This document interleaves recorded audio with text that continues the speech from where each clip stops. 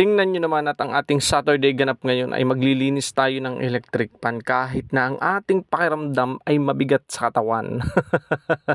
Alam niyo yun yung pag minsan ang gising natin ay hindi maganda, mabigat ang ating katawan, tinatamad tayong kumilos. Pero dahil tayo ay nautusang maglinis ng electric fan, wala tayong magagawa kundi kuskus, hala, kuskus lang ng paglilinis. Walang magawa kahit ang bigat-bigat ng katawan.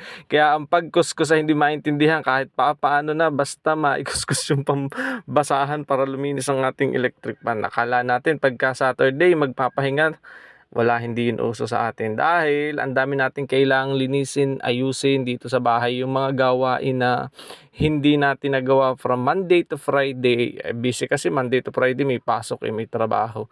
Sa umaga aalis, sa hapon dadating, tutulog, ganun. Tapos naiwan yung mga gawain natin na iipon, kaya pagdating ng Saturday hanggang Sunday, ayun, uumpisa naman nating ayusin lahat.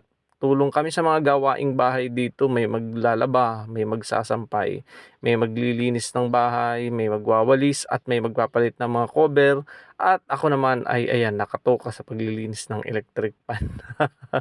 Ganun lang talaga ang buhay. Walang ibang gagawa kundi tayo-tayo lang rin. Wala tayong ibang iniintay. Wala tayong budget para sa mga katuwang sa buhay. So yun lang, follow for more.